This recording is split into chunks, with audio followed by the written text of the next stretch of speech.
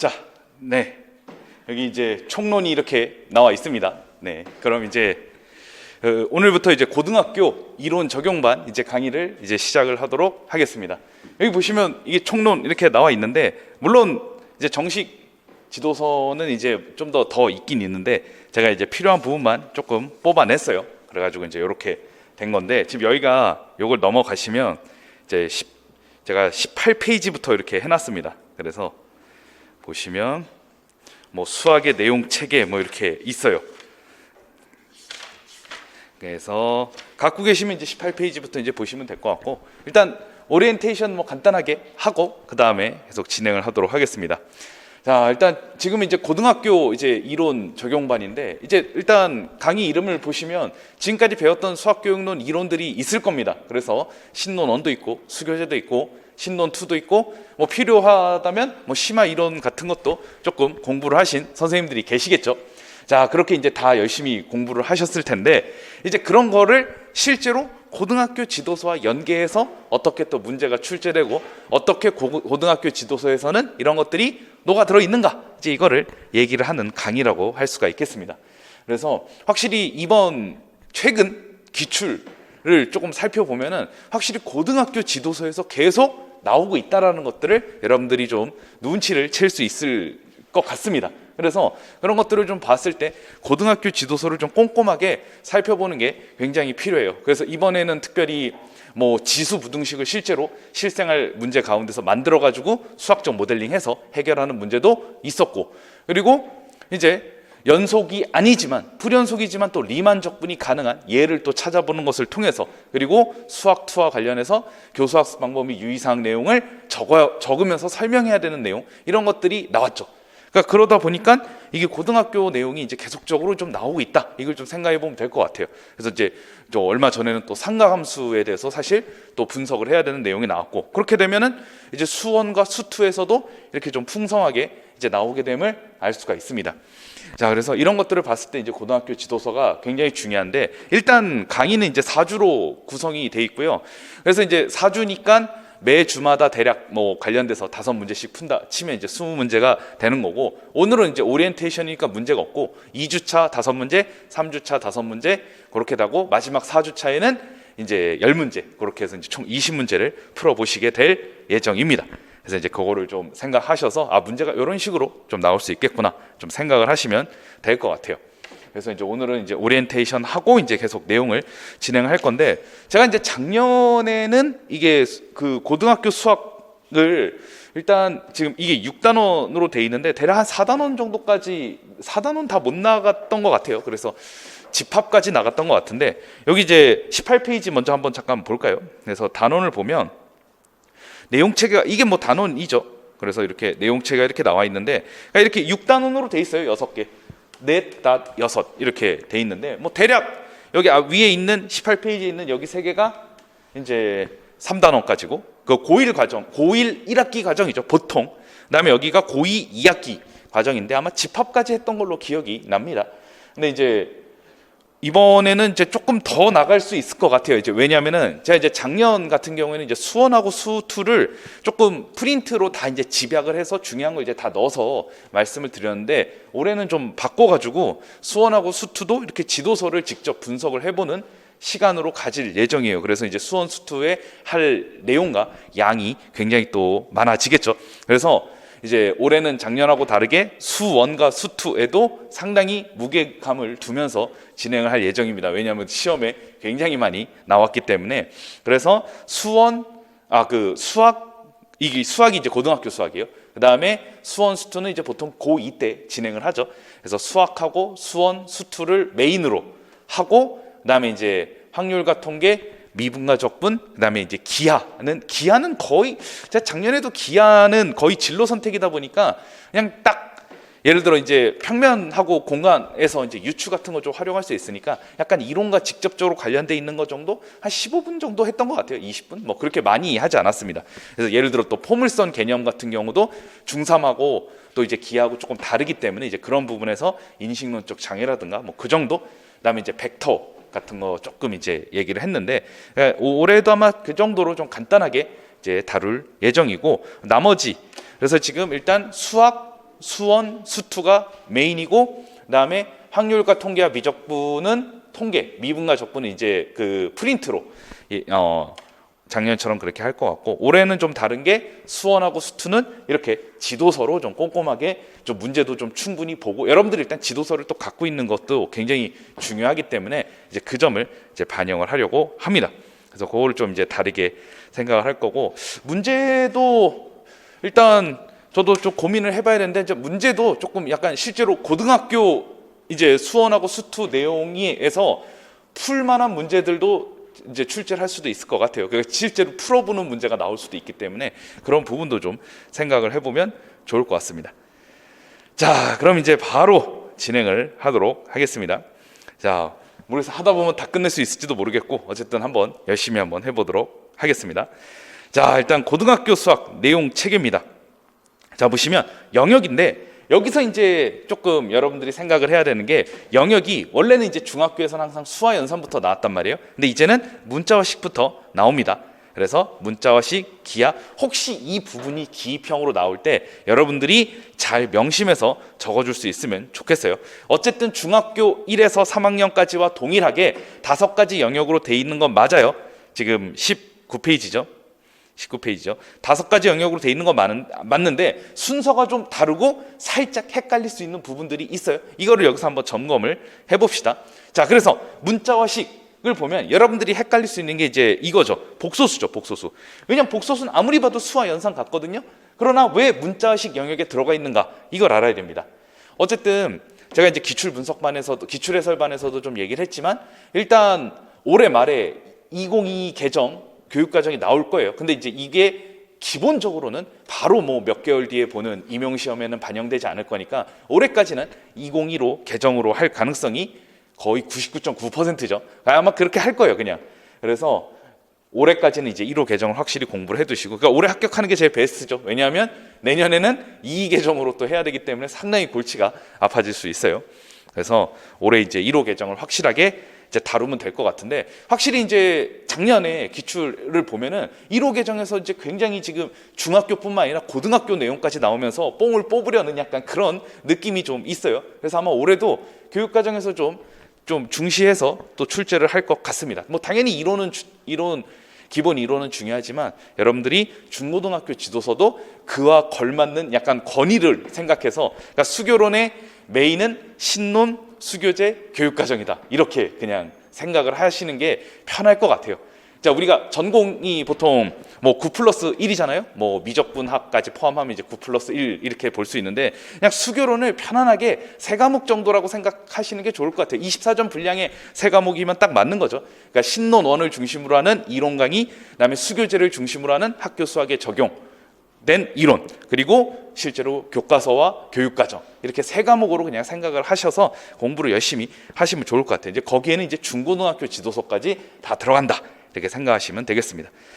자, 그럼 이제 그거 기반으로 계속 얘기를 해보면, 그래서 이제 아까 복소수를 얘기를 했는데, 이게 이제 복소수가 여기에서는 수와 연산에 대해서 어떤 복소수의 어떤 특징이나 이제 이런 거를 좀 중점적으로 보기보다 2차 방정식의 근을 넓히는데 한마디로 사용되는 어떤 도구와 같은 역할로 다루어지기 때문에, 그러니까 어떻게 다루어지느냐도 중요하죠. 그래서 여기서의 메인은 사실 2차 방정식이고, 복소수와 2차 방정식 이렇게 합쳐져 나왔다는 건 결국 2차 방정식에서의 근의 범위를 넓히는데 복소수가 영향력을 미치고, 사실은 그게 메인이에요.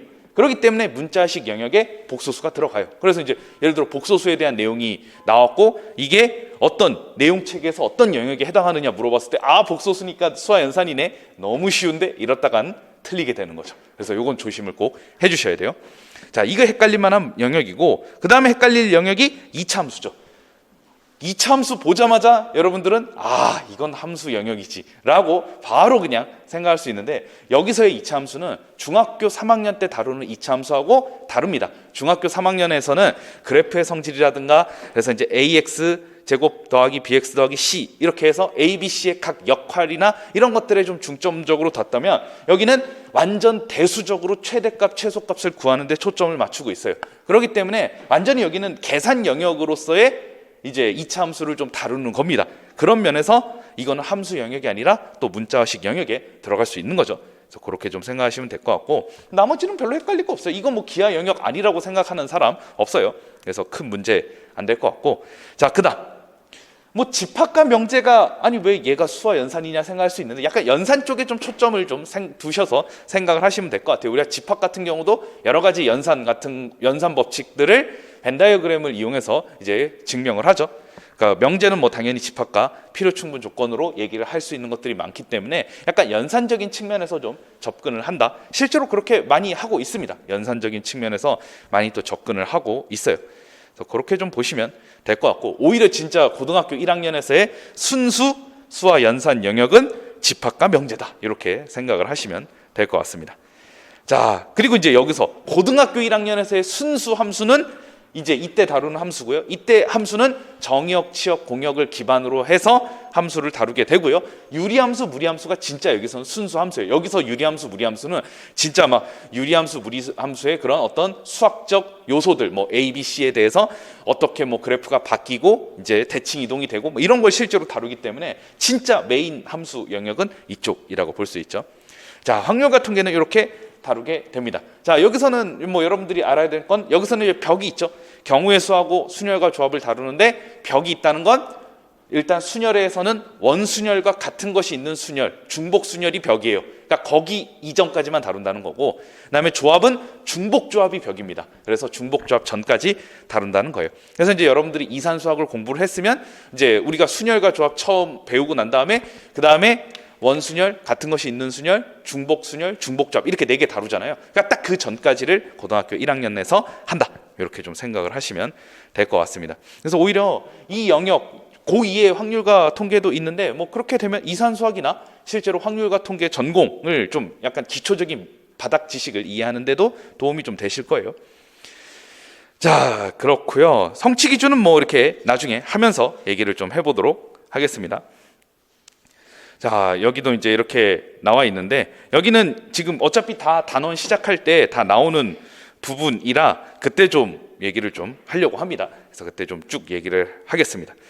그래서 뒤로 좀 그냥 여기서 일단 다 하고 그 다음 안 하는 게 더 맞을 것 같아요. 왜냐면 여기 정리가 잘 돼 있기 때문에 여기서 여러분들이 공부를 하기에 좋으니까 그냥 여기서 이제 총체적으로 얘기를 하고 그 다음에 넘어가도록 하겠습니다. 자, 그래서 처음에 이제 보시면 이제 성취 기준을 보시면 이제 문자와 식부터 이렇게 나옵니다.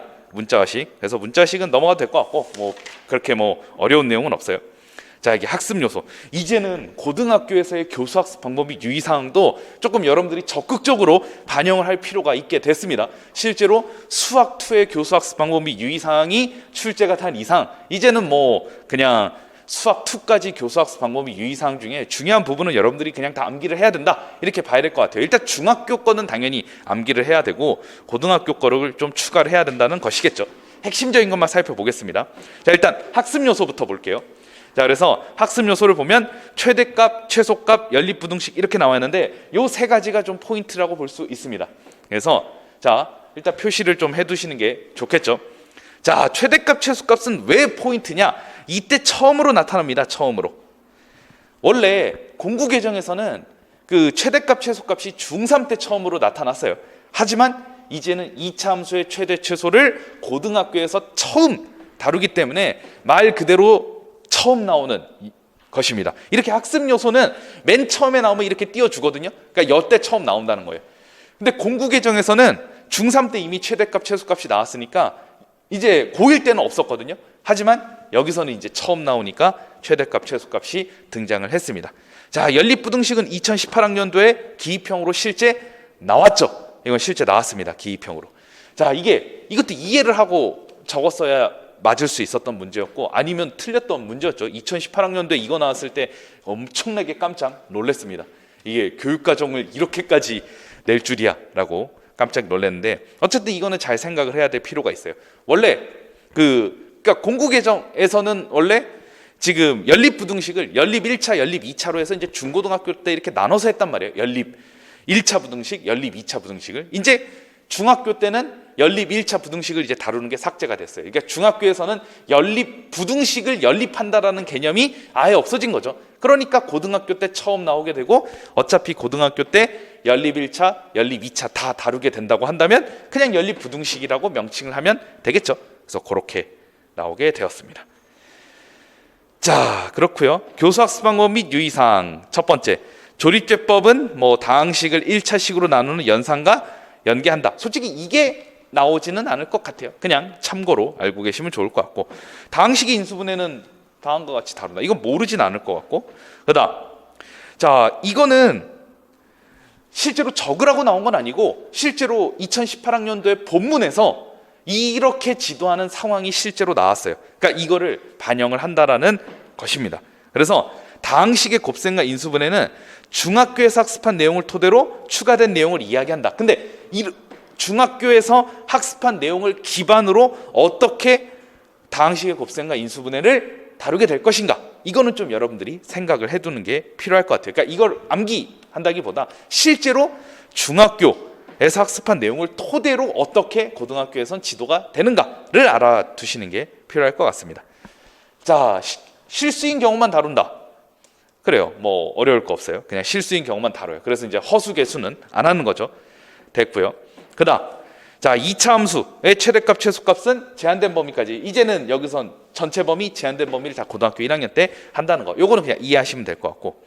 자, 그다음 미지수가 2개인 연립 2차 방정식. 요거는 이제 범위가 정확히 정해지기 때문에 여러분들이 알고 계시면 좋을 것 같아요.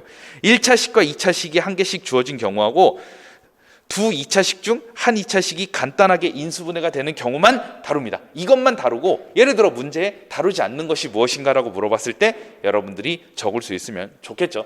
구체적인 건 이제 뒤에 지도서에도 나오니까 그때 또 얘기를 하겠지만 알아두시면 되겠습니다. 자, 방부등식 해결이고 필요성, 유용성, 이거는 중학교하고 겹치니까 안 나올 것 같고, 다음에 뭐 요와 같은 형태도 뭐 다루시면 되고, 그 다음에 뭐 용어는 사용할 수 있고, 뭐 요 정도 기억해야 될 것 같아요. 제가 뭐 중요한 거는 형광펜으로 하겠는데 요거는 요 두 개 정도만 좀 동그라미 쳐놨으니까 잘 알아두시면 좋겠습니다.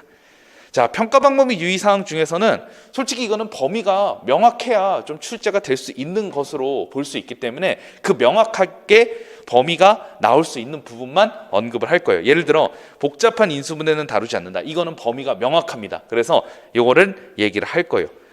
나머지는 복잡한 문제는 다루지 않는다. 도대체 복잡하다는 기준이 뭔가 좀 애매할 수 있어요.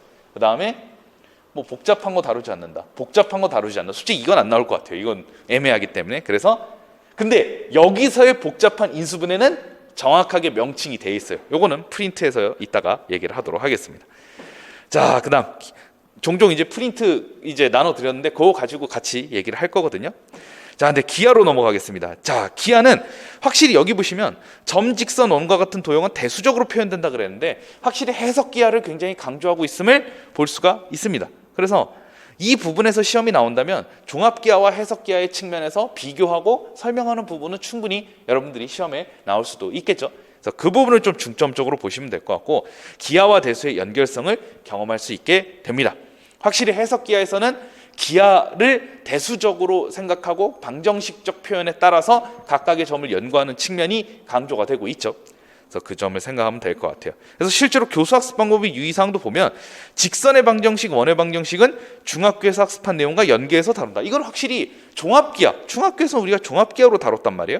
그래서 이 종합기하적 관점과 연계해서 해석기하적 관점 연결을 하겠다 이거예요. 그러면은 여러분들이 여기서 이 내용을 암기하기보다 만약에 이런 부분이 나왔을 때 중학교에서는 같은 내용을 종합기하적으로 어떻게 다뤘고 해석기하적으로는 어떻게 다룰 것인가, 이거를 초점을 맞춰서 얘기를 할 겁니다. 그 부분은 좀 잘 알고 있어야 될 필요가 있을 것 같아요.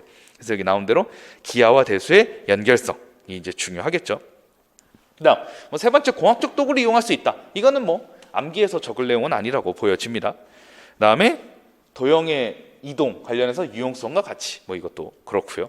좌표축의 평행 이동은 다루지 않습니다. 이거 옛날에 신좌표, 구좌표 관련해서 다뤘는데 뭐 굳이 그렇게 안 해도 충분히 설명할 수 있게 됐죠. 그다음에 용어들은 사용할 수 있다는 거. 여기 평가 방법의 유의사항은 뭐 딱히 암기할 내용은 없어요. 범위도 좀 애매하기 때문에 뒤로 넘어가겠습니다. 22페이지. 자, 이제 수화연산. 자, 집합과 명제에 대해서 나오죠. 그래서 뭐 학습 요소는 뭐 그냥 넘어가면 될 것 같고, 여기 보시면 이제 확실히 연산이 되게 강조가 돼 있기 때문에 이런 기호들도 많이 활용을 하고 있습니다. 자, 일단 집합의 연산 법칙, 확실히 수화 연산 영역이니까 연산의 강조를 하고 있어요. 그거는 벤 다이어그램으로 확인하는 정도로 간단히 다룹니다. 그래서 벤 다이어그램이라는 그림을 통한 증명을 활용한다. 우리가 이제 증명도 사실 여러 가지 갈래가 있는데 이제 이런 것들을 우리가 그림을 통한 증명이라고 해요. 이렇게 하면 될 것 같고, 그다음에 뭐 모든 어떤, 이거는 구체적인 상황을 이용하여 도입할 수 있다. 솔직히 이걸 암기하라고 나오기보다 만약에 나온다면 예를 들어 이런 식으로 나올 수도 있을 것 같아요. 그러니까 모든과 어떤에 대해서 이거를 잘 구분하지 못하는 학생들에게 어떻게 설명할 수 있을까? 이건 좀 생각을 해볼 필요가 있을 것 같아요. 그러니까 이제 어떤 학생이 모든 이제 사람은 이제 안경을 썼다. 뭐 그걸 부정하면 모든 사람은 안경을 안 썼다. 이제 이렇게 생각하는 학생들이 있는데 이거를 어떻게 어떤이라는 용어를 포함해서 잘 설명해 줄 수 있을 것인가? 이것도 이제 뒤에 나오는데 이거를 좀 초점을 또 두려고 합니다. 자, 그다음 뭐 간단히 다루고 뭐 구체적인 예를 통해서 이야기하고 뭐 점진적으로 하고, 그다음 얘는 좀 중요한 것 같아요. 대우를 이용한 증명법하고, 얘는 드디어 한번 우리가 색깔 펜으로 한번 해보죠. 자, 이건데 고등학교 2학년 수학 1 2학년이라고 하는 건 뭐 100% 2학년 때 배우는 건 아니에요. 이거는 학교 과정마다 조금씩 다를 수 있는데 일반적으로 거의 95% 이상 이제 수학 1과 수학 2는 고등학교 2학년 때 하니까 그냥 고2 과정으로 편하게 얘기를 할게요. 자, 고2 수학 1에서는 그 직접 증명법 중에 수학적 기납법이 나와요. 그래서 이렇게 한마디로 증명하는 법칙의 이름, 명칭이 명확하게 나온 게 고등학교에서 3개가 있습니다. 대우를 이용한 증명법하고 기류법하고 수학적 기납법이 있어요. 근데 수학적 기납법은 종종 출제가 된 적이 있단 말이에요. 근데 대우를 이용한 증명법하고 기류법이 안 나왔어요. 그래서 안 나왔는데, 근데 뭐 그래요. 굳이 표현하면 기류법 같은 경우는 뭐 전공할 때도 맨날 쓰는 건데 이게 나올까? 이렇게 생각할 수도 있겠지만 뭐 수교론적으로는 조금 또 나올 수도 있을 수도 있겠죠. 그래서 이 2개를 여러분들이 좀 잘 생각을 해두는 게 좋을 것 같아요. 그래서 이 증명법이 어떤 약간의 또 차이가 있는데 그런 것도 좀 비교하고 하는 거는 할 수 있어야 된다고 보여집니다. 그래서 대우를 이용한 증명법하고 기류법 대충은 알아요. 예를 들어 저도 기류법 문제 내봤거든요. 기류법의 의미를 정확하게 쓰시오 하면 대략적으로 쓰는데 이게 중요한 내용들이 좀 안 들어가서 틀리는 경우도 많아요. 그래서 이거를 좀 잘 생각해야 돼요. 솔직히 기류법을 이용해서 증명하라 하면은 뭐 그냥 느낌적으로 뭐 아실 수 있겠지만 실제로는 이제 또 생각을 많이 해야 되겠죠. 자, 그다음 수학의 여러 내용과 연결하여 명제의 필요성과 유용성을 인식하게 하고 뭐 그러면 될 것 같고요. 그다음에 뭐 용어 사용하시면 되고, 평가 방법의 유의사항도 넘어가도 될 것 같고, 그다음에 이제 함수는 중요한 게 있죠. 확실히 이거는 암기를 하지 않으면 안 될 법한 내용이죠. 이거는 그냥 다 색칠할게요. 이건 그냥 암기를 해야 돼요. 이건 함수의 핵심적인 내용이기 때문에 이건 암기를 해야 됩니다. 그래서 자, 여기서 이제 중요한 개념들이 있는데 사실 얘는 뭐 토시 정도 틀릴 수 있겠지만 웬만하면 여러분들이 정확하게 암기를 해야 되는 게 이게 사실 중요한 게 다 들어있어요. 여기 보시면 함수의 개념은 중학교에서 학습한 내용을 확장한다라는 표현이 굉장히 중요합니다. 자, 우리가 수교재를 보면 함수는 이거는 확실히 좀 기억을 해야 될 것 같아요. 중학교에서는 함수를 종속적 관점에서 얘기를 하고요. 고등학교에서는 대응적 관점에서 얘기를 합니다. 자, 근데 중학교에서의 함수 개념 제가 안 적어놨으니까 그래도 한번 적어보겠습니다. 자, 중학교에서는 다양한, 제가 여기다 그대로 적었어요. 토시 하나 안 틀리고 한번 적어볼게요. 아마 암기하신 분도 있을 것 같아요. 다양한 상황에서 한 양이 변함에 따라, 사실 중학교에서의 함수 개념도 변함에 따라, 그래도 똑바로 한번 적어볼게요. 한 양이 변함에 따라 다른 양이, 자, 이것도 되게 중요한데 하나씩, 다른 양이, 참 보고 적는데도 참 어렵습니다. 하나씩 정해지는 두 양 사이의 대응 관계. 자, 이렇게 돼 있어요. 이게 중학교예요. 이 중학교도 사실 토시 하나 안 틀리고 다 의미가 굉장히 있습니다.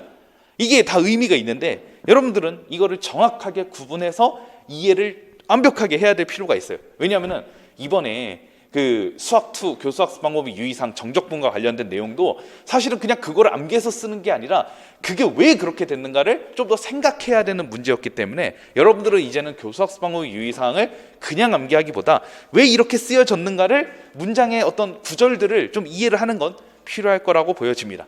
자, 그래서 수교재를 보면 일단 중학교에서는 종속적 관점, 고등학교에서는 대응적 관점이 맞아요.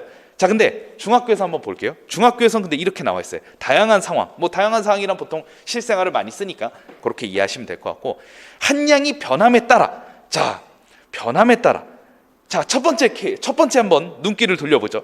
한 양이 변함에 따라, 이거는 확실히 종속적 관점이고, 이거를 보시면 여러분들이 기하적 함수 단계가 상당히 녹아들어 있음을 알 수가 있습니다. 어쨌든 함수 개념을 여기서는 처음 소개를 하는 거니까 전함수 단계는 아니란 말이에요.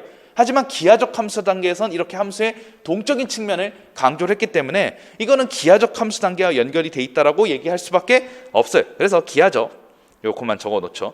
자, 이게 중요해요. 근데 여기서 또 중요한 게 뭐냐면 한 양이 변함에 따라 다른 양이 어떻게 되냐?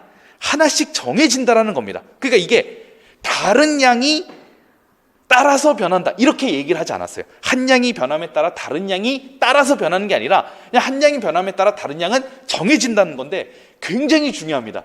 왜냐하면 한 양이 변함에 따라 다른 양이 변한다라고 그렇게 딱 도입을 해버리면 뭐가 문제냐면 상수함수가 딱 걸리게 돼요. 왜냐하면 fx는 3 생각을 해보세요. fx는 3, 예를 들어 뭐 그냥 실생활의 예를 봐도 뭐 몇 개를 사도 그냥 다 5,000원으로 퉁치겠다 이런 식으로 하다 보면은 아니 내가 한 개를 사건 두 개를 사건 세 개를 사건 다 5,000원이네? 똑같네? 그럼 함수가 아니네? 이렇게 생각할 수 있단 말이에요. 그게 아니라 하나씩 정해지니까 괜찮은 거예요. 하나에 사면 5,000원으로 정해지고 두 개에 사면 5,000원으로 정해지고 세 개에 사면 5,000원으로 정해지고 이러니까 함수가 맞는 거예요. 이거 인식론적 장애가 일어날 수 있거든요. 그러니까 이것도 되게 중요해요. 다른 양이 하나씩 정해진다도 굉장히 중요합니다. 지금 보면은 이게 보면 알겠지만 여기에 나오는 내용 중에 걸러 먹을 게 없어요. 그냥 다 잘 적어야 돼요, 여러분들이. 그 다음 두 양 사이의 대응 관계 당연히 중요하죠. 아니 선생님, 이 종속으로 중학교 때는 다룬다고 하면서 왜 대응이라고 얘기를 합니까? 이게 굉장히 중요해요. 이게 종속이라는 건 한마디로 양끼리의 연결을 얘기하는 거거든요. 그러니까 어떤 한 양이 변함에 따라 다른 양이 결정된다라는 측면이 이게 종속이에요. 이게 y값은 결국 x의 영향을 받습니다. 그래서 y를 종속 변수라고 하는 거 아니에요. x를 독립 변수라고 하는 거고. 그러니까 그 개념이에요. 그렇게 영향을 받는 데서 종속이라는 말이 들어가는 거지 실제로 이 종속이라는 개념은 두 양 사이의 대응 관계라는 말하고 똑같은 거예요. 그러니까 어쨌든 두 양 사이가 대응이 되면서 종속적 관계를 맺기 때문에 그렇죠. 그래서 수교재에서 말하는 이 종속적 관점이 절대 틀린 말이 아니에요. 그렇다고 여길 대응이라고 해서 이게 대응적 관점은 아니고요. 이 고등학교에서 말하는 대응은 논리적 함수 단계에서 얘기하는 임의의 대응입니다. 이게 굉장히 중요해요. 임의의 대응. 이건 논리적 함수 단계죠. 자, 이것도 중요합니다. 자, 그리고 여기서 또 중요한 게 뭐예요? 한 양이 변함에 따라 다른 양이 하나씩 정해진다. 독립변수, 종속변수 개념이 명확하게 여기에 녹아들어 있어요. 이거는 대수적 함수 단계에서 일어난 일이에요. 그래서 여러분들은 이것도 생각을 해야 돼요.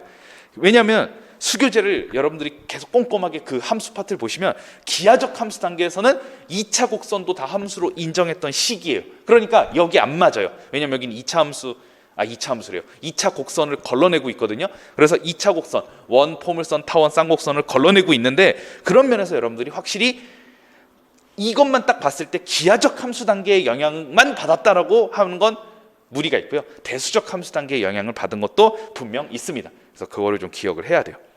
근데 이제 이렇게 하면 되겠죠. 토대를 기하적 함수 단계를 토대로 두고 대수적 함수 단계에서의 독립변수, 종속변수 개념이 뭐 융합되었다. 이런 정도의 내용으로 생각하시면 될 것 같아요. 그래서 함수의 역사적 발달과 이렇게 연결을 지을 수 있는 것은 굉장히 중요한 것 같습니다. 자, 고등학교에서의 대응은 임의의 대응입니다. 이거는 논리적 함수 단계에서 일어난 일이에요. 자, 오일러, 뭐 베르누이도 마찬가지지만 대수적 함수 단계의 그 분들은 변수 개념이 이제 계속 움직이니까 다루기 까다로우니까 이 변수 개념 자체를 없애기를 원했어요. 그래서 사실 이게 완성된 게 디리클레이에서 논리적 함수 단계에서 그렇게 된 거죠. 그냥 임의의 대응이면 된 거예요.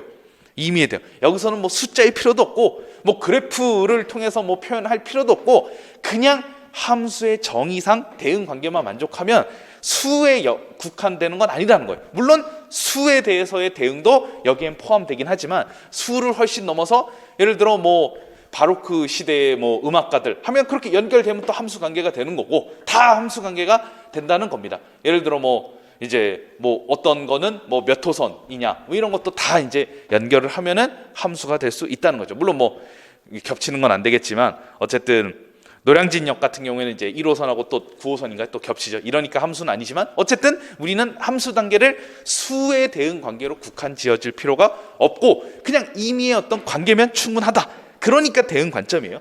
그렇게 되면 이걸 이해하는 데 좀 더 도움이 될 겁니다.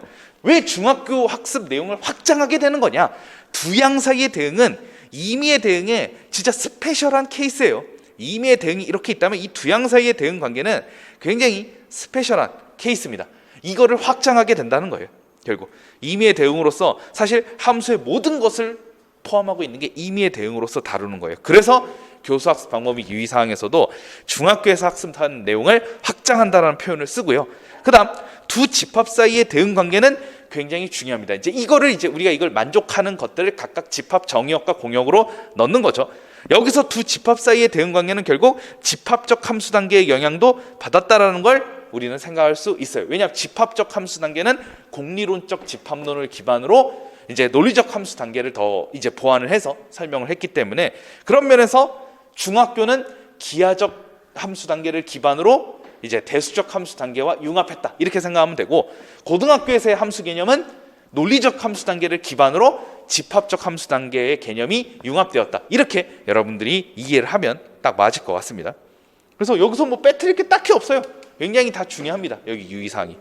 그래서 이거는 암기를 해야 될 만한 중요한 내용이죠. 당연히 중학교 거 당연히 암기하고 있어야 되고요. 이번에 한번 뭐 중고등학교의 어떤 비교 함수 개념의 비교가 출제될 수도 있겠죠. 그러니까 그런 부분. 왜냐하면 이게 확실히 수교재의 함수의 역사적 발달과 연결하는 연결성이 굉장히 깊기 때문에 이론과 관련해서 내기도 굉장히 쉬워요. 그래서 한 번쯤은 여러분들 확실히 알고 계시는 게 굉장히 중요할 것 같습니다. 그래서 이건 좀 강조를 했고요. 그다음 자 여기 보시면은 요거는 그냥 뭐 요 정도 표시만 해둘게요. 자 1대1 대응 상등함수 상수함수 1대1 함수 이런 것들이 있는데 구체적인 예를 통해 이해해야 되는데 왜냐면 이거 여러분들 함수 개념과 인지장애 이 측면에 하나가 바로 이 부분이죠. 그래서 일가성에 대한 이해, 1대1 대응에 대한 이해, 1대1 함수에 대한 이해 이게 확실히 구분돼서 명확하게 학생들이 이해하는 건 필요한데 잘 안 되는 경우도 분명 있어요. 그래서 이제 인식론적 장애가 발생할 수 있는데 대표적인 예가 2차 함수는 함수가 아니다 이렇게 생각하는 학생들이 있죠. 왜냐? 2차 함수는 y값이 동일한데 x가 두 개다 이러니까 함수가 아니다 이렇게 생각하는데 사실은 그거는 함수의 조건에 아무 문제가 없는 거죠. 즉 f-2가 4고 f2가 4라고 하더라도 동일한 값이야 하더라도 어쨌든 여기서 중요한 건 x가 변함에 따라 y가 하나씩 정해졌어요. 4씩 정해졌으니까 함수가 맞죠. 근데 학생들은 이거를 함수가 아니라고 많이 생각을 하죠. 그래서 구분이 좀 어려우니까 잘 해야 될 것 같고요. 그다음에 특별히 대응으로 정의된 함수의 예를 찾아보는 활동 이게 구체적으로 이렇게 들어가는 게 이유가 있어요. 예를 들어 중학교에서 두 양 사이의 대응 관계로 함수를 다룰 때는 자연스럽게 다양한 상황에서 다루기 때문에 뭐 이 정도 유의사항이면 충분하고 따로 뭐 더 찾아보거나 이럴 필요가 없어요. 하지만 대응으로 정의된 함수의 예는 이렇게 구체적으로 찾지 않으면 학생들이 좀 잘 받아들이기가 어렵거든요. 그래서 이 유의사항을 추가로 넣습니다. 그렇게 좀 생각하시면 될 것 같습니다. 그럼 되겠죠? 요건 좀 이 함수 개념은 여기서 굉장히 중요하니까 잘 이해를 해두세요. 뒷페이지로 가겠습니다. 자, 그다음 확률과 통계인데, 자 이거 보시면 합의 법칙과 고배 법칙 잘 이해해야 되고 두 가지 법칙이 적용되는 상황의 차이점을 설명할 수 있게 한다. 사실 이거는 이거 자체가 중요하다기보다도 우리가 이제 수교재의 스파드의 메타 수준으로서의 학습과 관련해서 나온 적이 있기 때문에 그 부분과 관련해서 잘 이해를 해야 될 것 같아요. 오히려 여기가 더 나오기보다 중학교에서의 합의 법칙, 고배 법칙 적용이 나올 가능성이 높겠죠. 그러니까 중학교에서 어떨 때 더해야 되고 어떨 때 곱해야 되는지 모르는 상황에서 이거를 정확하게 잘 이해를 하는 건 필요합니다. 안 그러면 그냥 도구적 이해만 할 수 있기 때문에 그렇죠. 자, 그다음에 뭐 얘도 뭐 그렇고 넘어가고 얘도 그냥 읽어보시면 될 것 같습니다. 자, 그다음 교수학습 및 평가의 방향. 이건 한 번은 꼭 얘기를 해야 될 필요가 있어요. 문제 나왔을 때 헷갈리지 마셔야 되는데 이거는 교과서에 잘 나와 있더라고요. 이건 신론 2에 원래 나와야 되는 내용인데 교과서에 잘 나와 있어요. 자, 여기 보시면 일단 교수학습 방법 25페이지죠. 교수학습 방법에는 지우려고 한 건 아니었어요. 자, 방법에는 6가지. 자, 여기서는 교수학습 방법 6가지를 물어봤습니다. 그래서 이렇게 6가지가 나와요. 그래서 교수학습 방법 6가지란 설명식 교수. 이거 설명식 교수 때문에 이렇게 그래도 권위 있게 이렇게 나왔잖아요. 교수학습 방법 6가지 중에 하나니까 이 설명식 교수는 오스벨의 이론을 주로 반영을 하고 있고, 그렇기 때문에 여러분들이 오스벨 이론을 좀 공부를 해둬서 시험에 또 출제될 것을 기대하면서 공부를 하는 게 필요할 것 같고요. 일단 그냥 대략 훑어볼게요. 그다음에 탐구학습, 프로젝트, 토의 토론학습, 협력학습, 매체 및 도구 활용 학습. 이게 중요하지 않아서 넘어가는 게 아니라 신론 2에서 자세히 해서 넘어가는 거고, 어쨌든 이 부분은 여러분들이 좀 잘 공부를 해두는 게 필요할 것 같아요. 자, 그다음 여기 보시면 분명히 구분이 돼 있습니다. 수학교과 역량 함양을 위한 교수학습 방법 6가지예요. 이게 구분이 돼 있어요. 이게 기출에서도 구분해서 나와요. 그냥 교수학습 방법을 물어봤으면 위에 있는 설명식 교수부터 매체 및 도구 활용 학습까지 그 6가지 중에 적어주시면 되고, 수학교과 역량 함양을 위한 교수학습을 물어보면 이 6개 적어주면 돼요. 문제 해결부터 시작해서. 자, 여기 보시면 문제 해결 수학교과 역량이 6개인데 처음이 문제 해결입니다. 그래서 예를 들어 제가 뭐 이제 고등학교 이제 계속 강의하는데 문제 해결 3번이다. 그럼 여러분들이 그냥 바로 머릿속에 수학적 모델링 능력을 신장하기 위해서 어쩌고 저쩌고 이를 일반화하게 한다. 이게 드러나야 돼요. 저는 이제 앞으로 편하게 얘기를 할 거예요. 그래서 막 문제 해결 3번을 썼다 이런 식으로 뭐 얘기를 할 건데, 뭐 이건 전공에서도 경험을 하신 거죠. 막 예를 들어 정리 4.2 했으면 그냥 뒤에서 정리 4.2에 2 이렇게 했다 하면은 여러분들이 알아서 4.2 알고 있어야 되는 거하고 비슷한 겁니다. 그래서 그렇게, 그래서 여기에서 문제 해결 능력 3번 하면은 수학적 모델링 쓴다 이렇게 기억을 해두시고요. 모르시면 뭐 26, 27페이지 좀 이렇게 왔다 갔다 하면서 이제 강의 들을 때 좀 이해하시면 되겠죠. 여기서 뭐 이 내용을 다 이제 꼼꼼하게 다루진 않겠습니다. 자, 그다음에 추론 능력은 3가지가 있고요. 창의융합 3가지가 있죠. 의사소통 3가지, 정보 처리 3가지 이렇게 있어요. 그다음에 태도 및 실천 4가지 이렇게 있죠. 그래서 이거는 수학교과 역량 함양을 위한 교수학습이다 이렇게 볼 수 있습니다. 자, 일단 여러분들 프린트 한번 잠깐 봐도 괜찮을 것 같아요. 실제 기출에서 나온 것들 좀 모아놨거든요. 프린트. 자, 고등학교 수학 프린트예요.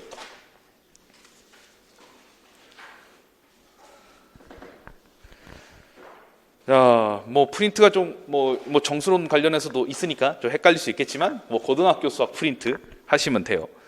그래서 뭐 혹시 인강에도 뭐 정수론 관련해서 올라왔으면 뭐 그냥 참고하시고 뭐 이런 식으로 한다 이런 느낌적인 것으로 보시면 될 것 같습니다.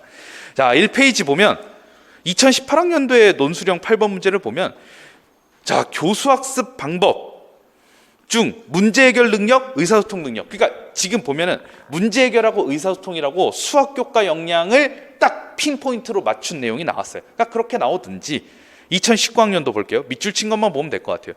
역시 교수학습 방법인데 그럼 헷갈려요. 그냥 교수학습 방법인지 수학교과 역량 함양을 위한 교수학습 방법인지. 근데 또 역시 핀포인트로 나왔습니다. 자, 2020학년도 볼게요. 역시 정보 처리 능력을 함양하기 위한 교수학습 방법 명시가 돼 있죠. 그러니까 이게 보시면 지금까지 기출을 보면 수학교과 역량 함양을 위한 교수학습 방법을 물어보면 다 그렇게 수학교과 역량 중에 어떤 것인지를 계속 핀포인트로 맞춰주고 있음을 알 수 있습니다. 그러나 2021학년도 볼까요? 2021학년도에 맨 밑 한 중간 페이지죠. 2페이지에 작성 방법을 보면 교수학습 방법에 제시된 것 중에서 선택하여 쓰고 이렇게 나와 있어요. 그러니까 이렇게 수학교과 역량이 명시되지 않고 그냥 교수학습 방법을 물어보면 이거는 우리가 위에 있는 설명식 교수부터 이제 매체 및 도구학습까지 거기에서 여러분들이 골라서 적어주시면 됩니다. 그래서 이 구분이 됩니다. 그래서 수학교과 역량에서 물어보는 건지 아니면 그냥 교수학습 방법에서 물어보는 건지, 이 교과서에서도 이렇게 구분이 되잖아요. 이렇게 이해하고, 그렇죠? 이해하고 위로 넘어가시면 교과서에서도 확실히 이렇게 구분이 됩니다. 그래서 이거는 이제 교과서를 봐야 또 알 수 있는 내용이라 가지고 의외로 잘 모를 수도 있어요. 그래서 이제 이거 2021학년도에 나왔을 때 그냥 열심히 막 문제 해결, 추론 막 이런 거 연결해서 적으면 틀릴 수 있다는 거죠. 기억을 해두시면 되겠습니다. 자, 그다음 27페이지. 자, 이게 의미 있는 발문하고 개인차 고려 하는 건데, 이거 의미 있는 발문 내용 좀 읽어보면 오히려 신론 1이 더 발문에 대해서 더 자세히 나와 있어요. 그래서 신론 1에 있는 거를 가지고 공부를 하시면 좋을 것 같고, 문제 해결 교육론의 발문의 역할, 그 부분에 나와 있죠. 보시면 될 것 같고, 그다음에 이제 개인차 고려의 수준별 운영인데 상중하 이렇게 뭐 나눠서 할 수도 있어요. 근데 여기서는 어떤 난이도를 이렇게 좀, 물론 뭐 체감상 어렵겠지만 막 이제 선행 학습 쪽이라든가 막 다음 내용을 알아야 풀 수 있는 그런 난이도의 문제가 아니라 조금 더 깊이 있게 들어가는 난이도의 문제다, 이렇게 생각을 하면 될 것 같아요. 자, 뒤로 가겠습니다. 28페이지 평가 원칙. 자, 제가 이거는 종종 얘기하지만 가만 암기를 하라고 얘기를 하고 있습니다. 왜냐하면 나머지는 너무 당연하기도 하고 암기해서 딱 쓸만한 내용은 없는데, 확실히 가 같은 경우에는 평가의 목적이 잘 나와 있는데 인지적 영역, 정의적 영역에 대한 유용한 정보를 수집, 활용을 한단 말이에요, 학생이. 그래서 학생 입장에서는 수학 학습과 전인적 성장을 돕게 되는 역할을 하는 거고, 교사 입장에서는 수업 방법을 개선하는 것이 목적이 됩니다. 그래서 이게 평가 목적, 수학과 평가 목적이 나오고 거기서 학생과 교사의 각각 목적을 나눠서 적으라고 한다면 조금 이건 알아두셔야 될 필요가 있을 것 같아요. 그래서 표시를 해두겠습니다. 제가 이제 방문각 1층에도 용어 자료집 이렇게 해서 이제 여러분들이 그냥 가지고 가시면 되고, 그 필요하신 분은, 그리고 블로그에도 이제 받으실 수 있도록 해놨단 말이에요. 그래서 그렇게 해놨는데, 그걸 보면 제가 이거는 암기를 하라고 그렇게 용어 자료집에 표시를 해놨어요. 암기를 하면 좋을 것 같습니다. 자, 그다음에 평가 방법. 이것도 이제 읽어봐야 되는데, 이번에 뭐 나왔죠? 자기평가 나왔죠? 자기평가 나왔어요. 기평으로 쓰는 문제가 나왔습니다. 그래서 여러분들이 요거 평가에 대한 내용도 제가 뭐 신론 2 강의 때는 했는데 읽어보시는 게 필요할 것으로 보입니다. 자, 뒤로 가겠습니다. 자, 수학 교수학습 이론인데 30페이지예요. 30페이지. 그래서 여기 그냥 쭉쭉쭉 넘어가고, 30페이지가 그냥 넘어갔군요. 그냥 넘어갈게요. 뭐 그냥 하려다가 넘어가도록 하겠습니다. 자, 그러면 46페이지, 45페이지로 넘어가겠습니다. 그 45페이지 전까지 이론들이 나와요. 여러 이론들이 나오는데 뭐 그것까지 뭐 안 보셔도 당연히 될 것 같고, 바로 45페이지 연간 지도 계획으로 가겠습니다. 뭐 여기서는 뭐 이론 대한 내용은 이제 그렇게 많이 하진 않을 테니까. 자, 연간 지도 계획 보시면 이렇게 다룬다. 요거를 쭉 한번 눈으로 읽어보시면 될 것 같아요. 47페이지까지 쭉 읽어보시면 그럼 이제 드디어 50페이지 다항식으로 가게 됩니다. 굳이 표현하면 이제 여기까지가 약간 진짜 뭐 오리엔테이션이라고 볼 수도 있고 본격적으로 다항식이 되겠죠. 자, 그래서 여기 쭉 보면은 51페이지에 보면 이렇게 지도상의 유의점이 이렇게 있어요. 이게 이제 우리 그 총론에 나와 있는 그대로의 내용이라고 볼 수 있겠습니다. 그래서 그렇게 보시면 될 것 같고요. 그래서 이건 이제 아까 다 얘기했으니까 이건 좀 보시고, 옆에 보시면 뭐 대수식의 추상화 있는데 여러분들이 이제 대수학 관련해서 군환체 좀 공부하고 싶으신 분은 한번 보시면 도움이 될 것 같습니다. 근데 뭐 여기서는 솔직히 군환체까지 수교론에선 나오지 않을 것 같아요. 그래서 여기는 그냥 통과하려고 합니다. 그다음에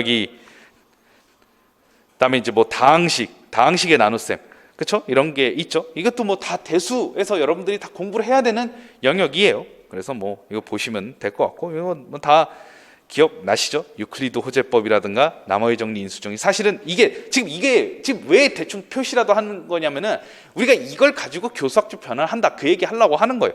그래서 이번에도 사실 리만족분에 대한 내용이 언급이 되고 두 교사의 대화에서 거기서 교수학적 변환상 지식의 파손성 관련해서 적는 게 나왔기 때문에 이게 그래도 기반이 되는 건 대수학이고, 물론 뭐 정수론도 좀 관련이 있겠죠.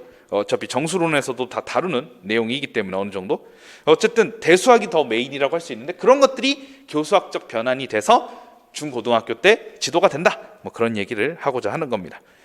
그래서 53페이지에 뭐 다항식의 소인수분해, 지금 여기선 다항식에다 초점을 두고 있으니까 대수학과 관련이 있겠죠. 그래서 뒤까지 다 보시면 되겠습니다. 자, 그러면 되겠고요. 그다음 단원의 지도 계획 한번 보도록 하겠습니다. 그래서 뭐 이렇게 나와 있어요. 자, 56페이지 보겠습니다. 뭐 그래도 대략 1단원까지는 할 수 있지 않을까 뭐 이렇게 생각하는데, 뭐 일단 하다가 뭐 중간에 끊거나 그렇게 하겠습니다. 자, 지도 목표가 있고요. 지도상의 유의점이 있는데 여기서 뭐가 중요할까요? 5번이 중요하죠. 다른 건 뭐 괜찮습니다. 뭐 별로 안 봐도 된다고 쳐도 이게 중요해요. 어쨌든 이 부분은 역시 이거는 확실히 정수론에 대한 교수학적 변환이기 때문에 어쨌든 교수학적 변환에 대한 어떤 분명한 학문 수학에 대한 대상이 있죠. 이거 이제 정수론에서 다루는 나머지 정리에 대한 내용이죠. 그래서 그걸 확실히 여러분들이 알고 계시면 좋을 것 같습니다. 그래서 뭐 여기 당시 덧셈과 뺄셈 이런 거는 뭐 굳이 안 보셔도 될 것 같고요. 자, 그다음 여기 당식의 덧셈과 뺄셈까지 나오고 57페이지 한번 보겠습니다. 여기가 57페이지죠. 자, 여기서 보시면 중학교에서 학습한 내용을 토대로 고등학교에서의 어떤 공식을 이해하게 한다라 그랬는데 실제 지도가 이렇게 이루어집니다. 그래서 얘는 또 한번 강조 표시를 한번 해볼까요? 그래서 자, 여기를 보시면 이렇게 된다. 여러분들이 이 지도 방법 정도는 쓸 수 있어야 된다고 봐요. 이게 자, 보시면 여기 색칠이 잘 돼 있죠. 자, 여기 보시면 A 플러스 B를 어떤 하나의 항인 것처럼 묶어버립니다. 묶어버리면 A 플러스 B를 한 묶음으로 해서 거기 더하기 C의 완전 제곱이 되는 거고, 그러면 중학교 때 배운 것처럼 A 플러스 B의 완전 제곱, 그리고 이 앞에 거 뒤에 거, 그래서 이 앞에 거 뒤에 거, 그 다음에 C제곱, 그 다음에 쭉 전개하다 보면 나온다는 것입니다. 그래서 요 첫 라인이 중요한 것 같아요. 이렇게 지도한다는 걸 적지 않으면 유의사항을 반영한 지도가 아니겠죠. 그래서 중학교 때 배웠던 두 항에 대한 어떤 이제 전개, A 플러스 B의 제곱을 전개하는 방법이 활용되고 있다. 그렇게 따지면 이건 확실히 우리가 근접 발달 영역과 관련해서 실질적 발달 수준과 잠재적 발달 수준으로 나올만 하죠. 그게 2018학년도에 출제가 됐어요. 네. 그다음 요게 나왔죠. 실제로 2018학년도에 그 기출에서는 이게 나왔습니다. 자, 그래서 A 플러스 B의 전체 세제곱을 제곱과 이걸로 이제 한마디로 분리를 해놓고 A 플러스 B의 제곱은 알고 있죠. 그래서 이렇게 전개해서 나가는 방식. 이거는 좀 중학교하고 확실히 연계가 되는 부분이니까 기억을 해두시는 게 좋겠고요. 그리고 또 하나 나올 만한 것은 이거죠.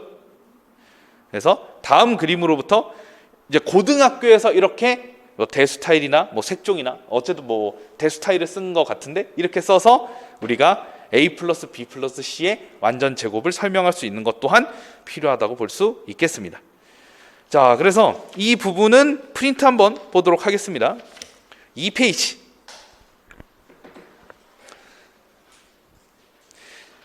자, 프린트 2페이지 보면 맨 아래에 복잡한 인수분해 문제는 다루지 않는다에 대한 구체적인 예가 실려 있어요. 그래서 2페이지 맨 아래에 실려 있고요. 그 다음에 3페이지로 넘어가면 그 복잡한 인수분해, 여기 제가 밑줄을 쳐놨는데 3개 이상의 문자. 그래서 이제 여러분들은 이제 A 플러스 A하고 B하고 C가 들어있고 이것이 막 내림차순으로 딱 정리해서 인수분해 되면 어떻게 잘 하면 뭔가 대략 이런 느낌으로 A-B, B-C 이런 식으로 인수분해하는 문제 많이 봤을 겁니다. 그래서 뭐 여기 막 B 플러스 C 뭐 A 제곱 묶고 그 다음에 뭐 여기가 뭐 BC, B 플러스 C 뭐 A 그 다음에 뭐 BC 뭔가 이런 느낌으로 이렇게 나오고 내림차순으로 하면 이거 인수분해하면 뭐 이런 느낌, 뭐 여기서는 플러스겠지만 어쨌든 여긴 다 플러스겠지만 이런 식의, 그러니까 이렇게 3개의 문자를 포함하고 내림차순으로 정리하여 인수분해하는 거, 이거 대표적인 이그젠플이거든요. 그래서 얘는 안 다룬다는 거 기억을 해두시면 좀 도움이 되실 것 같습니다. 그래서 요거는 구체적인 게 나와 있어서 했고요. 3페이지 중간 부분 보면 항등식의 성질, 나머지 정리와 인수분해 정리를 활용하는 복잡한 문제는 다루지 않는다라고 해서 이 3페이지에 중간 부분 프린트를 보시면, 여기는 안 띄울게요. 자, 프린트를 보면 이렇게 좋지 않은 예시가 나오는데 사실 되게 까다로운 문제라고 할 수 있겠죠. 하지만 이거 나중에 지수 같은 거 좀 본격적으로 배우는 2학년 때는 또 다루게 됩니다. 자, 그 다음에 3페이지 밑에는 2018학년도 문제 실었어요. 이거 오늘 지금 방금 언급한 거하고 진짜 똑같아요. A 플러스 B의 세제곱을 어떻게 전개하는지 공부하겠습니다. 그랬더니만 학생이 니은에서 얘기를 하고 있죠. 지금 니은을 보면 A 플러스 B의 제곱을 전개하는 방법은 완벽하게 알고 있는 상황입니다. 예전엔 진짜 이렇게 친절하게 나왔어요. 이거 딱 학생의 기억 보면 이거 실질적 발달 수준이다 바로 알 수 있는 게 나왔어요. 근데 요즘은 그렇게 문제가 친절하지 않죠. 그래서 3페이지 맨 밑에 a 플러스 b와 a 플러스 b의 제곱을 전개한다, 이렇게 이제 비계 설정도 살짝 해줘서 학생이 뒤로 4페이지 넘어가면 니은에서 아하 그러면 어쩌고 저쩌고 하면서 4페이지로 넘어가셨죠. 이제 a 플러스 b의 세제곱을 어떻게 전개하는지 확실하게 알게 되었다. 여기서 끝나는 게 아니라 혼자서도 할 수 있어요. 아주 실질적 발달 수준에 이르렀다고 정말 명시를 해주고 있습니다. 정말 2018학년도 굉장히 친절했던 문제였어. 근데 이때 점수가 많이 낮았는데, 왜냐면 갑자기 교육과정에서 많이 나가지고 이렇게 이론은 쉽게 대놓고 편리하게 나오고 교육과정은 어렵게 내가지고 이제 상당히 쉽지 않았던 시절이었죠. 그래서 이 문제도 보시면 실질적 발달 수준의 변화 과정, 이거 딱 보여요. 그냥 기억에서 니은으로 바뀐 거 아니에요. 딱 중간에 비계 설정 정도 살짝 가미해 주면 돼가지고 굉장히 쉬웠던 문제였습니다. 그래서 이렇게 이론은 진짜 쉽게 나왔어요. 근데 요즘은 이론도 조금 까다롭게 나오고 교육 과정도 좀 더 깊이 있게 나오면서 변별력을 더 추구하고 있는 것으로 보입니다. 자, 58페이지가 그 4페이지 계속 볼게요. 4페이지. 자, 4페이지 보시면 요거 이제 실제로 두 다항식 나눌 때 조심해야 되는 게 뭐다? 나머지는 차수의 문제죠. 그래서 나누는 수의 차수보다 작아야 됩니다. 자, 이거는 다항식이니까 아까 잘못 얘기했네요. 정수론이 아니라 대수학이 그 교수학적 변환의 핵심이 되는 그 학문수학에 해당하는 거죠. 정수론이 아니라 다항식이니까 대수학입니다. 여전히. 그래서 그거 생각하시면 될 것 같아요. 자, 그래서 지도 방법 그렇게 나옵니다. 그러니까 2차식으로 나눈다. 그러면 나머지의 차수는 2차식보다 낮아야 돼요. 같을 수도 없어요. 낮아야 된다. 기억을 해두시면 되겠습니다. 자, 그 다음 교과서 좀 보다가 프린트 얘기하도록 하겠습니다. 자, 57페이지 얘기했고요. 58페이지로 넘어갈게요.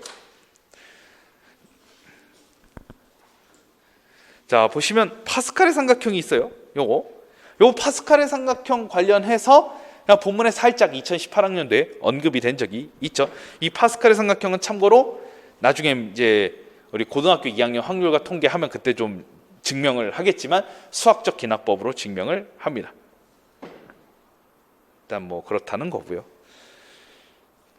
자, 그 다음에 뭐 여러 가지 문제들이 있는데 솔직히 뭐 이런 거는 뭐 우리가 딱히 얘기할 건 없고, 자, 이거는 그래도 좀 중요한 것 같아요. 58페이지에 어쨌든 이건 좀 기억을 해야 되는 게, 확실히 학문 수학을 학교 수학으로 이렇게 변환했을 때 잘못 변환하면 안 되니까 그걸 여러분들이 딱 캐치를 할 수가 있어야 되겠죠. 그래서 다항식 A를 다항식 B로 나누었을 때 몫이 Q, 나머지가 R이라고 하면 이렇게 나타낼 수가 있죠. 근데 여기서 중요한 게 뭐예요? 결국 이거죠. R의 차수는 B의 차수보다 낮아야 된다. 그리고 특히 R이 0이면 나누어 떨어진다. 이 개념도 중요하죠. 그러니까 교수학적 변환으로 잘 됐느냐, 이게 중요한데, 예를 들어 이것만 가르치고 예를 들어 지금 이게 삭제가 됐어요. 이거 안 가르쳐줬어요. 이러면은 여러분들이 문제점 발견해서 적을 수 있어야 되겠죠. 그럼 교수학적 변환이 잘못됐다고 그러면 지식의 파손성이 일어난 거고, 그러면 어떻게 고칠 것이냐, 바로 이 지워진 내용을 여러분들이 적을 수 있어야 되겠죠. R의 차수는 B의 차수보다 낮아야 한다. 요게 포인트. 그래서 이런 식으로도 한번 낼 수도 있지 않을까 생각이 됩니다. 자, 이제 나머지 정리로 가겠습니다.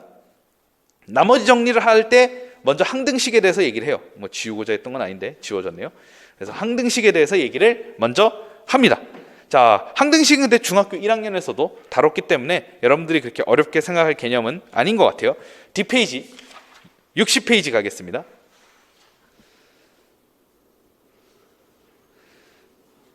그래서 미지수 x에 대한 방정식을 x에 대해 참일 수도 있고 거짓일 수도 있는 등식으로 정의를 합니다. 이건 중학교 1학년 때에도 얘기를 하는 거죠.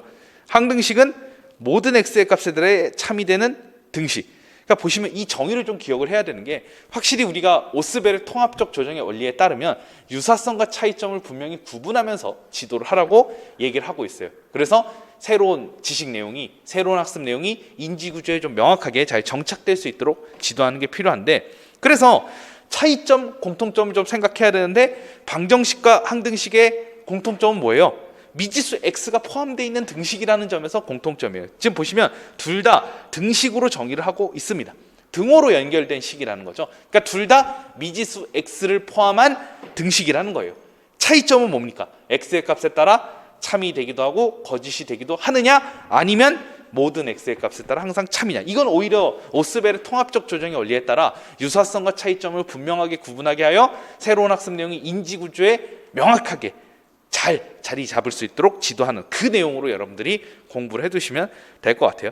보시면 밑에 보시면 이제 조금 더 복잡하게 여러 얘기하고 있지만 사실 뭐 이거는 이론과 수학 교육도 이론과 크게 관련 없고 방금 제가 말한 오스벨의 통합적 조정의 원리와 확실히 여러분들은 연관을 시켜주시면 굉장히 도움이 되겠습니다.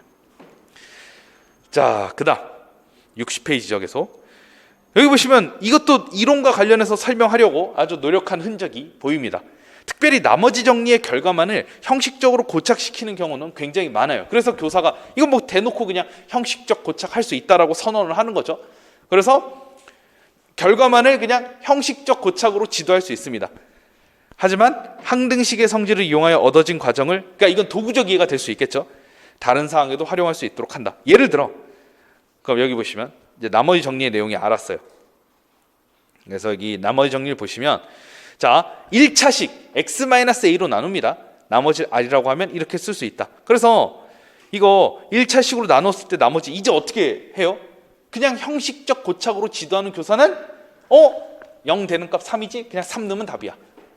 마이너스 1 넣으면 답이야. 이렇게 지도한 적 분명히 있으실 겁니다. 뭐 아닐 수도 있지만 저는 있어요. 어쨌든 이렇게 해서 시험을 맞게 하려고 고등학생들에게 이렇게 지도한 적이 있지만 어쨌든 이건 확실히 형식적 고착, 즉 수학의 형식적인 형식만 그냥 반복 연습시키는 그런 경향성을 보이는 게 형식적 고착이죠.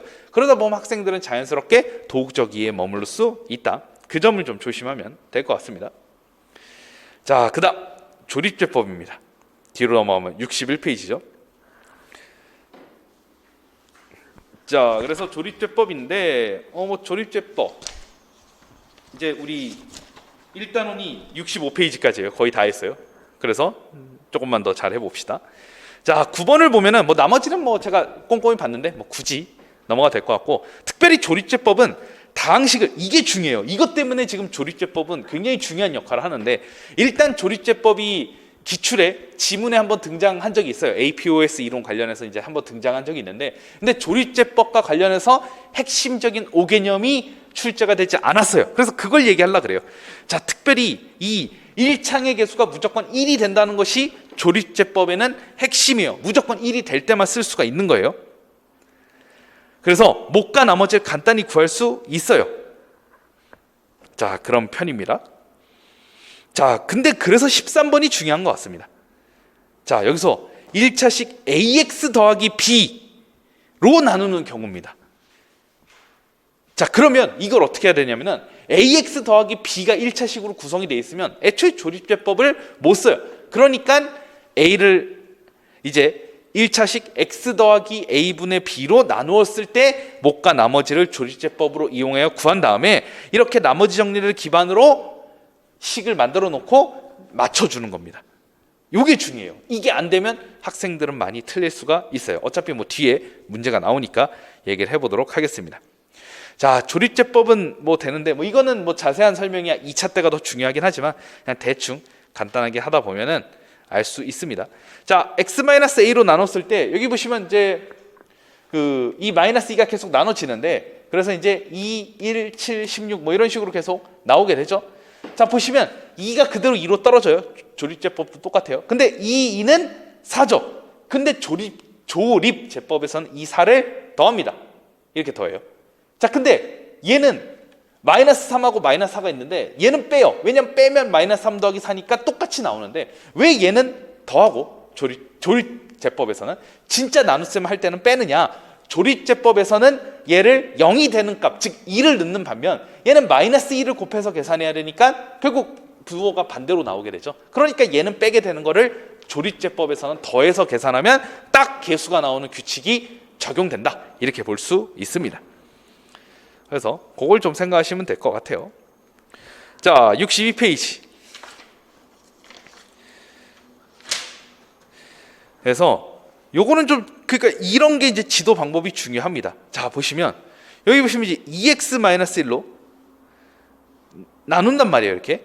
그랬을 때 조립제법을 2x-1로 나눌 때는 사용하지 못해요. 그래서 x-2분의 1로 나눴을 때로 생각하고 그거에 따라서 이렇게 분류를 했습니다. 이렇게 분류를 했으면, 근데 우리가 원하는 건 2x-1로 나눌 때니까 이렇게 변형을 시키면 돼요. 그래서 나누는 수에다가 2를 곱하고 목에다가 2를 나누는 기법을 취해서, 어차피 그래봤자 나머지가 바뀌는 건 아니니까 이렇게 구할 수 있죠. 확실히 5개념이 생길 수 있는 내용이에요. 자, 그래서 이제 이 친구를 보면 열심히 구했단 말이에요. 자, 그래서 열심히 이렇게 구했어요.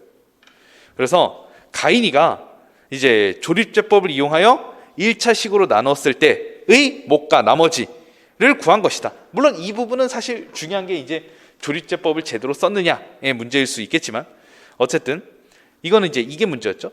아이고, 요 색깔로 해야 되겠다. 4-1, 0, 1 이렇게 했어야 되겠죠. 얘는 이제 이 문제고, 아까 얘기했지만 확실히 이 1차식의 그 1창의 개수가 1이 아닌 경우에는 조금 문제가 될 수 있어요. 그래서 이건 이제 잘 수정을 해야 될 필요가 있겠습니다. 자, 그 다음에 이제 넘어가고 이제 인수분해죠. 인수분해 뭐 딱히 별거 없어요. 요게 있는데 요거 이제 뒤에 좀, 이거 이제 상자 이용해서 하는 건데 이거 실제 기출에 한번 나온 적이 있습니다. 지문으로서. 그래서 알아두시면 좋을 것 같고요. 일단 뒤로 넘어갈게요. 자, 그래서 64페이지 보시면 요거 이제 인수분해 하는 게 이렇게 나왔는데, 뭐 이거는 뭐 이제 시험에서는 뭐 잘 안 나오지 않을까 이렇게 생각이 되고, 65페이지가 좀 중요하겠죠. 자, 65페이지. 대수와 기하를 연결함으로써 인수분해 공식을 도형으로 표현하는 거예요. 이게 우리가 지금까지 2차원에서는 열심히 진행을 했던 걸 이제 3차원 버전으로 넘어가서 얘기를 하는 거죠. 자, 여기 보시면 작은 a제곱이 있고요. 그리고 여기에 노란색으로 이렇게 돼 있어요. 그리고 이걸 파란색으로 이렇게 적절하게 메꾸면 정확하게 정사각형 a 플러스 b의 세제곱. 왜냐하면 가로 세로 높이가 다 a 플러스 b니까요. 이렇게 나오죠. 교구로 활용하는 걸 알아두시면 되겠습니다. 자, 기출 한번 보도록 할게요. 기출 4페이지, 2021학년도니까 얼마 안 됐어요. 4페이지. 그래서 수학자처럼 꼼꼼해지기라는 주제로 동아리 학생들과 수업을 진행하려고 합니다. 아래 탐구활동 넘어갈게요. 5페이지 보시면 딱 지금 오늘 얘기하고자 하는 거예요. 딱. 그래서 여기 지도서 보면 이거 딱 지금 오늘 얘기해서 관련된 부분이 딱라는 것이죠. 요거 지금 이거 밑에 거 보세요. 완전 똑같잖아요. 그러니까 여러분들이 이렇게 지도서를 보면 이걸 한눈에 봤으면 이게 지문에 그대로 나오니까 여러분들이 훨씬 더 지문 해석 속도가 빨라진다는 겁니다. 요거는 굉장히 중요해요. 그래서 뭐 나머지 문제는 이제 유리수, 무리수를 잘 구분해서 쓸 수 있느냐라는 건데, 이거는 뭐 여기서는 중요한 거 아니니까 넘어가도록 하겠습니다. 그래서 어쨌든 지금 보면은 지문에 있는 이런 교구를 활용한 방법들이 이렇게 실제 본문에서 활용이 되고 있다. 임용 지문에서 활용되고 있다. 이렇게 생각하시면 되겠습니다. 자, 그러면 여기까지 이렇게 1타임 하도록 하고 한 타임 쭉 끊었다가 계속 진행을 하도록 하겠습니다.